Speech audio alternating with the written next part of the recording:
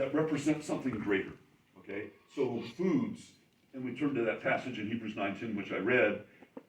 There's a whole bunch of other things, but foods is just one example of that. It's one example of the ordinances of the flesh as they relate to the law. And so what Paul is doing, and I'm assuming Paul's the author of Hebrews, for it's good for the heart to be established with grace and not with foods. Okay, that's a symbol of the greater whole of the law. Okay, and that is, for the writer of Hebrews, that's the strange teachings that he is saying, don't be carried away with.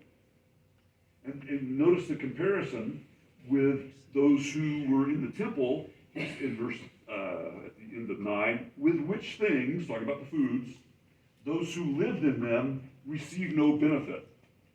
He's going back to those people, those priests in the temple. They went through the process, they offered sacrifices, they were able to partake of them, but spiritually speaking, he is saying they received no benefit from them. And then he continues with this eating thing. He says, we have an altar from which the ones serving in the tabernacle or the temple, which they have no authority to eat. So now as the Christians, as the Jewish believers who've turned to Christ, we have an altar which they don't have any authority to eat. They're eating in the temple, the physical temple, but we have the spiritual altar. We have the spiritual temple. And so he talks about the fact in verse 11 that the animals, the blood was poured out for sin. These bodies were offered, and the bodies were burned outside the camp. Okay, I didn't really read that verse. I'm kind of giving some of the thoughts here. The bodies were burned outside. Okay, so the blood was poured out on the temple, on the altar in the temple, and then the bodies were taken outside the camp and burned. Well, that's the place of uncleanness. Okay, what's one of the main things in the Old Testament law? Not one of the main, but one of those things that people remember is that, well, maybe the army and the military, they have certain things. You don't put your latrine in the place where people live and eat and sleep. And so the Jewish law was the same. You have to go outside the camp and take care of your personal business. And then you can come back. So the outside of the camp is unclean. Now, he's not using that example here, but he's using the example of the carcasses of the sacrificial animals. They got burned outside the camp because that's a place of uncleanness. So what is his comparison?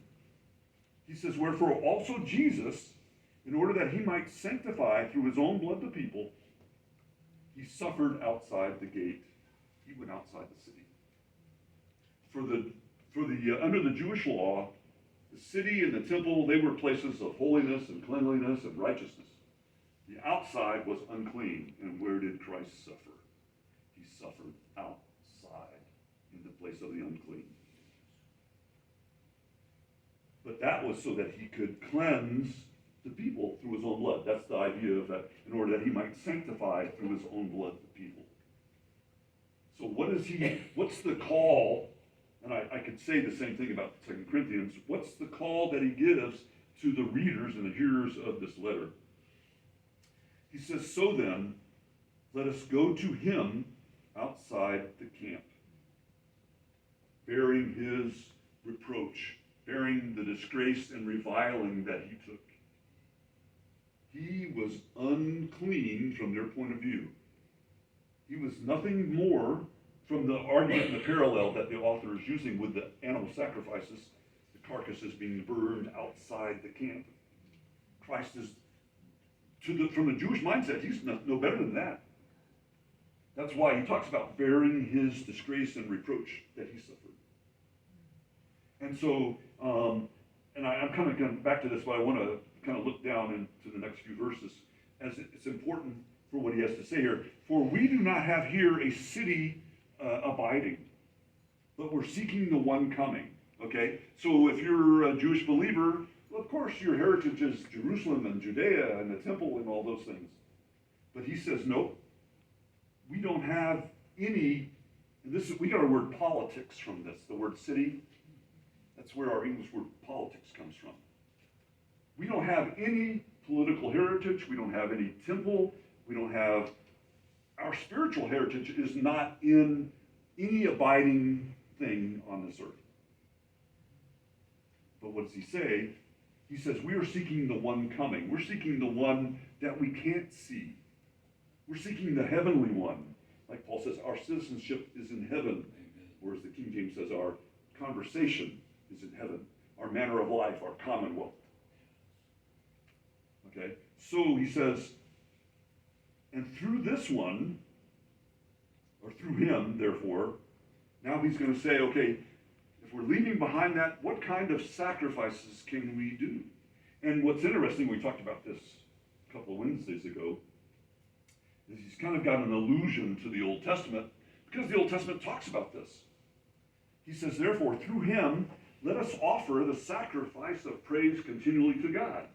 So if you look at that, the sacrifice of praise is replacing, in a way, the animal sacrifice, or whatever the sacrifice that was being offered on the temple. The sacrifice of praise and thanksgiving, we could say. And that's what he says here at the latter part of the phrase. That is the fruit of lips, confessing or praising his name. So that takes the place. Could you imagine being, as a Jewish person, and that's kind of part of the issue of understanding Hebrews, is that most of us aren't Jews. And so we have to kind of look and say, how does this relate to the Old Testament, and how does that come over? So as a Gentile believer, I mean, we're trusting, just like the Jewish believer, they're trusting in the sacrifice of Christ, but especially for the Jewish believer, what kind of sacrifice can we offer? Okay, we talked about this last time in the sense of the idea that with the sacrifices, they were repeated continuously, whether it was the annual sacrifice or the daily ones. And so what happens is Christ comes along and he's offered one time forever. Nothing, he replaces everything. And so we talked about the idea of, as believers, some Christians will say, no, you have to do this and this and this. And so if we relate that to what we're looking at here, what kind of spiritual exercise is he saying takes the place of those sacrifices?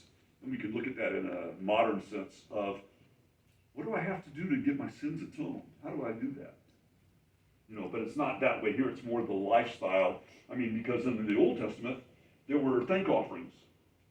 You had a good crop, and so you brought the first fruit as a means of thanking God. And so I would see that maybe more in this light here. The fruit of the lips, praising or thanking his name. And then he says, and do not forget well-doing and sharing. I think you might have communication or something like that. But the two words are linked together. He doesn't want them to forget other people, right? That's the idea here. Don't forget about other people. Do well. Share with them. For with such sacrifices, God is well pleased. Okay? So it's not the animal sacrifice in the temple anymore. It's these kind of actions, the praise and thanksgiving to God, or doing well to others. I think of Galatians 6, where he says, do good to all, but especially to the household of faith. Okay, so we are to do good to all people, like the passage we read in Romans 12 this morning. It dealt with the same sort of thing. So when we look at this, if we're Gentile believers, we're not coming out of a temple type thing. But if we think about religion in general, and the rules and regulations, and the various things that are proposed by churches, this is how you achieve forgiveness. This is how you become righteous or spiritual. And given that analogy about Christ fulfilling all of that, we need to go to him and take the idea of the Jewish believers go outside of all of that, all the ritual, all the various actions that we think we have to do to gain favor with God. We have to go outside and bear his reproach and reviling and suffering. We need to leave, and people use the safe spot kind of thing. And so I'll use that analogy in the sense of the temple or religion is a safe place. But we have to go out where it's unclean, where Christ is. And we will, and we can look around, generally speaking, we were talking about suffering in Sunday school. And Brad, that passage is talking about suffering. When we do that, we're going to suffer. We will bear his reproach when we leave religion behind and go to Christ. Because he did it all. And I think I did better this time. I actually went further than I did last time. I spent more time.